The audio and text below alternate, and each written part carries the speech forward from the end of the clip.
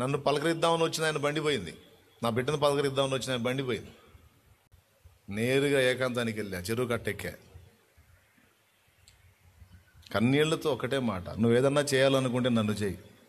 నష్టపుచ్చాలంటే నీకేదన్నా నన్ను నష్టపుచ్చి ఆనందపడాలంటే నన్ను నష్టపుచ్చు. అమ్మా ఆరాధించుకో. హృదయం వేదంతో నలిగిపోతుందా?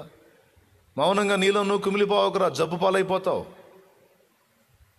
ఇంకా ఎక్కువ ఇబ్బంది పడతావు. ఆ దుఃఖాన్ని స్తుతిగా మార్చుకో. ఆ ఏడుపును కూడా స్తుతిగా మార్చుకొని ఆ దుఃఖంలో కూడా స్తుతించుకో. ఉదయమున దుఃఖం వచ్చిందని సాయంత్రానికి సంతోషంగా మారిపోయింది.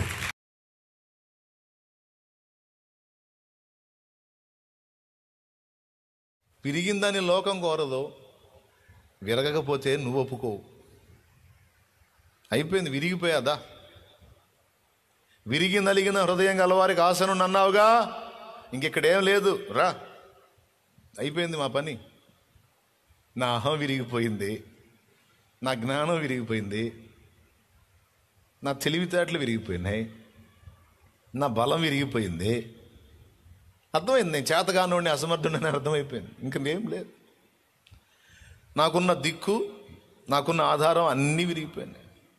ఇంకేం లేదు, ఏకాకినైపోయా. ఇంక రాయా, ఇంకా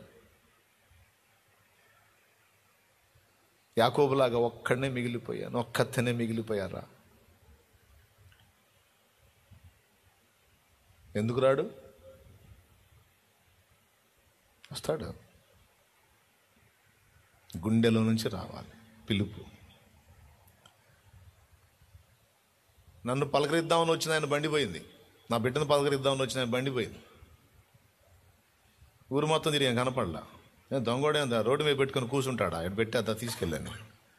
25 బళ్ళు ఉంటే ఈ ఒక్క బండిని తీసుకొని పెట్టి పాష గారి బండి పాపం. పాష గారి బాధ ఏంటంటే బండి పోయినందుకు కాదు అయ్యా, విశ్వాసులు పాపం పాష గారి బండి ఎందుకు పోయింది అంటారు. పాస్టర్ మంచోడైతే బండి ఎందుకు పోయింది? ఏదో తేడా. దేవునికి మహిమ. నైట్ అంతా వెతికాం, కనపడలా. తెల్లారి మా ప్లాన్ ఏంటంటే గుంటూరు మాయబజార్కి పోవాలని. అక్కడ పార్ట్స్ అనేది తీసి అమ్ముతారనమాట. అక్కడ పోవాలని నేను తెల్లవారుజామున లేచా. మాయబజార్కి పోవాలా, ఇంకో బజార్కి పోవాలా. పాపం నేరుగా ఏకాంతానికి వెళ్ళా, చెరువు కట్టెక్కా. కన్నీళ్లతో ఒకటే మాట, నువ్వేదన్నా చేయాలనుకుంటే నన్ను చేయి. నష్టపుచ్చాలంటే నీకేదన్నా నన్ను నష్టపుచ్చి ఆనందపడాలంటే నన్ను నష్టపుచ్చు. నా బిడ్డ కోసం వచ్చాడు, పలకరిద్దాం, ప్రార్థన చేద్దామని. వాడికి బాగలేకపోతే వచ్చాడు. ఆయన బండి పోవటం ఏంటి? ఆయనకు కాదు అవమానం, అది నాకు అవమానం. ఆయనకి బండి కొనిపెట్టడానికి డబ్బులు కూడా నా పరిస్థితి తెలుసు కదా నీకు. మరి ఎట్ట పోగొడతావు? నాకు తెలీదు. బండి దొరకాలి. ఇంతే నా ప్రార్థన. స్తోత్రము స్తోత్రము స్తోత్రము నాయన అనేది ఏం లే. ఏడుస్తా, ఈ మాటలు చెప్పా అంతే. ఏడుస్తా కన్నీళ్లతో. గుండె మరి బాధగా ఉంది. 50,000 60,000 అయింది అప్పట్లో. అది 60,000 70,000 అయింది బైక్, కొత్తది పాపం. అటు తీసుకొని పోయాడు. మరి ఏం చేయాలా? ఇక తగాదే చెరువు కట్టెక్కి. నాకు తెలీదు, బండి దొరకాల. సెల్ ఫోను ఇది ఉంటుంది, కీప్యాడ్ ఫోన్, అది స్విచ్ ఆఫ్ చేసి ఈ 4 ముక్కలు చెప్పాను. 4 ముక్కలు ఇయే, ఇంతే. ఇక ఏడుస్తా.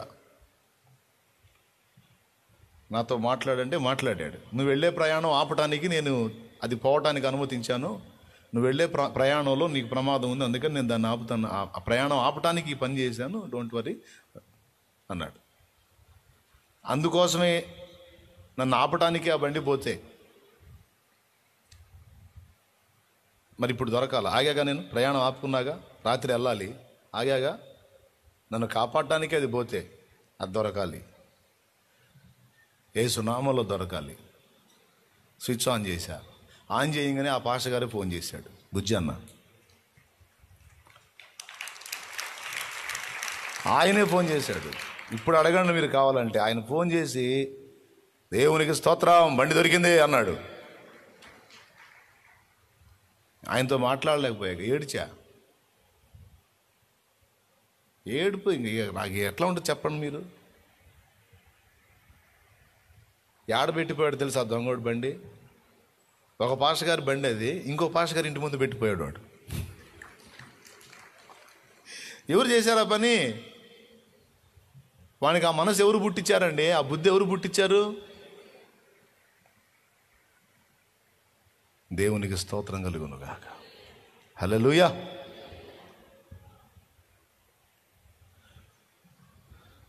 మళ్ళీ దీర్ఘ ప్రార్థన కూడా కాదు, కన్నీళ్లతో, నా కోసం వచ్చిన వాడికి అన్యాయం జరిగింది, నాకు తెలియదు, నన్ను చేయి, నన్ను కొట్టు తిట్టు చంప ఏమన్నా చేయి, నా కోసం వచ్చిన వాడికి అన్యాయం జరగకూడదు, నాకు తెలీదు, అంతే. రే ఫీల్ అవ్వకరా, నువ్వు వెళ్ళే ప్రయాణం డేంజర్, అందుకని ఆగమని చెప్పడానికి, నువ్వు ఆగేటట్టు లేవు, టికెట్లు కూడా బుక్ చేసుకున్నావు, అందుకని ఆపడానికి. తాము చేయ తలంచిన కార్యమును మాన్పుట కొరకై తమ మార్గములో గుంటయు మరణమును ఉన్నాయి కనుక నేను దాని గురించి నిన్ను అడ్డుపడ్డా. యోబు గ్రంథంలోంచి మాట్లాడాడు.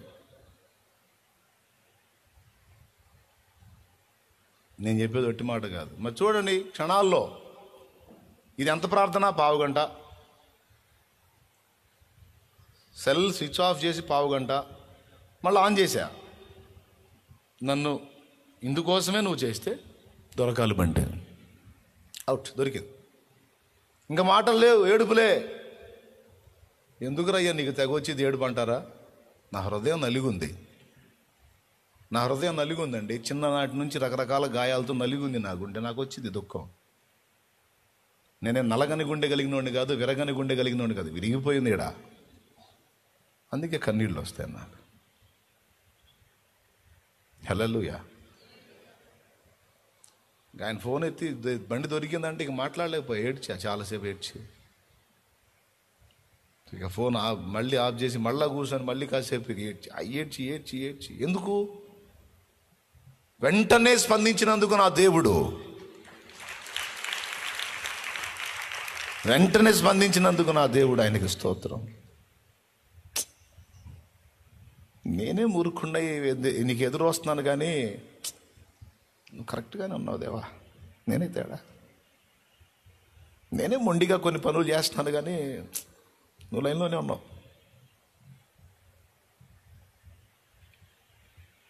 దేవునికి మహిమ. ఆరాధించాలండి ఆయన, మహిమరచే. ఏ ప్రయోగ తంతు కూడా నీ మీద పని చేయదు. సన్నుతించుకో నాయన, గుండె గాయమైందా? సన్నుతించుకో, పాడుకో, స్తుతించుకో, ఆరాధించుకో. అమ్మా ఆరాధించుకో. హృదయం వేదంతో నలిగిపోతుందా? మౌనంగా నీలో నువ్వు కుమిలిపోవకురా, జబ్బు పాలైపోతావు,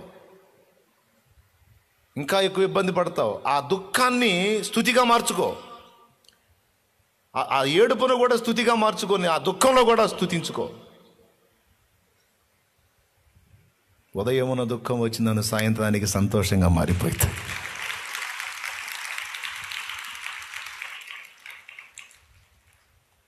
కన్ఫర్మ్. అదే నేర్చుకో. దుఃఖాన్ని కూడా స్తుతిగా మార్చుకో, ఆరాధనగా మార్చుకో, ఆయనలో ఆనందించడం నేర్చుకో. జరిగిన నష్టమును బట్టి కూడా నీకే స్తోత్రము ప్రభువా, జరిగిన కష్టమును బట్టి కూడా, వచ్చిన కష్టమును బట్టి కూడా నీకే స్తోత్రం ప్రభువా. ఇది నీకే మహిమ తండ్రి, నీకే ఘనత. కన్నీళ్లను కూడా స్తుతిగా మార్చుకోమ్మా, స్తుతిగా మార్చుకోయా. చూడయ్యా దేవుని కార్యం చూడయ్యా. దూతలు తొంగి చూస్తారు, ఏం చేస్తాడు ఇప్పుడు, ఏం చేస్తాడు, ఏం చేసిద్దని. నీ వేదనను సైతం స్తుతిగా మార్చుకున్నప్పుడు దేవుడు కదులుతాడు, నీకోసం కదులుతాడు, కార్యం చేస్తాడు. కడలేని కడలి తీరము ఎడమాయ కడకునా బ్రతుకునా, గురిలేని తరుణాన ఉండే నీడ కూడా పోయి, మందిరం పోయి ఉండే నీడ పోయి మొత్తం కూలిపోయి ఏకాగ్గా మారిన తర్వాత పాడిన భక్తుడు పాడిన పాట ఇది అని నాకు తెలిసింది. అన్నీ పోయినప్పుడు సణుక్కుంటా కొనుక్కుంటా కూర్చుంటారు సహజంగా. కానీ అన్నీ పోయినా నా ప్రాణాన్ని నిలిపావు, నన్ను బ్రతకనిచ్చావు, నీకు స్తోత్రం. బతికున్నాను కనుక పాడుతాను దేవా. కడలేని కడలి తీరము ఎడమాయ కడకున బ్రతుకునా గురిలేని తరుణాన వేరువగా నాదరిని నిలిచేవనా ప్రభు. గురిలేని తరుణాన వేరువగా నాదరిని నిలిచేవనా ప్రభు.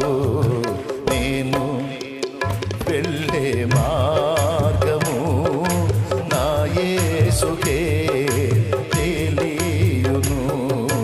నేను వెళ్ళే మార్గము నా యేసుకే తెలియును. నీకు తెలీదా? నాకు అర్థం కావట్లా. నెక్స్ట్ డే ఏంటో నాకు అర్థం కావట్లా. నెక్స్ట్ అడిగేంటో నాకు అర్థం కావట్లా. కానీ ఒకటి తెలుసు, నాకు నా రూట్ నాకు అర్థం కావట్లేదు, కానీ ఆయనకి తెలుసు. నేనేమో ఇప్పుడు చూస్తున్నాను ఆటనే, ఆయన నిన్ననే చూశాడు ఆట మొత్తం. నీకు అర్థం కాదు కదా? క్రికెట్ వస్తుంది కదా ఇప్పుడు టీవీలో, వస్తుందా? ఎంతమంది గుర్తించారు? చేతులు ఎత్తండి. క్రికెట్ వస్తుంది. అబద్ధాలు ఆడకూడదు మనం. క్రికెట్ వస్తుందని తెలుసు నాకు అన్నోళ్ళు చేతులు ఎత్తండి. ఐపీఎల్ ఏదో వస్తుందిగా, అదేనా? అదేం మరి పాపమైనట్టు? తెలిసిన వాళ్ళు చేతులు ఎత్తండి. మరి ఇందాక ఎత్తలేదే? నాకు తెలియదు అనుకుంటున్నారా? తెలుసు అందరికీ. నిన్న ఆట జరిగింది, దాన్ని ఈరోజు పెట్టుకొని చూస్తున్నాడు ఒకడు. నిన్న అయిపోయింది ఆట, ఈరోజు పెట్టుకొని చూస్తున్నాడు ఒకడు. వాడు చూడాల, నిన్న ఈరోజు పెట్టుకొని చూస్తున్నాడు. వాడికి తెలియదు ఏం జరిగిందో. ఓకే, మనం చూసాం నిన్నే.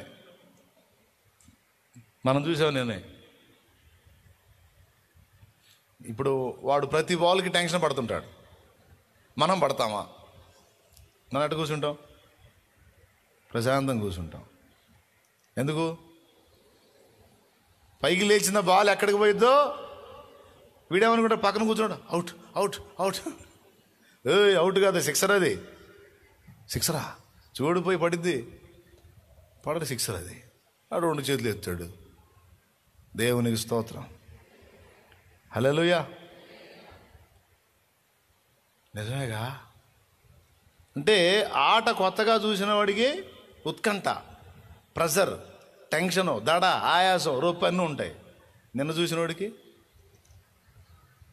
దేవుడు నిన్ననే మన బతుకును చూసి చదివి కూర్చున్నాడు. ఎప్పటికప్పుడు ఏ పూట కాబట్టి నీ బతుకు నువ్వు చూసుకుంటున్నావు, ఆయన మొత్తం చూసి కూర్చున్నాడు. అందుకే నీకు నాకు టెన్షన్ ఉంటుంది కానీ ఆయనకు ఉండదు. హల్లెలూయా. విశ్వాసనావసాగుచు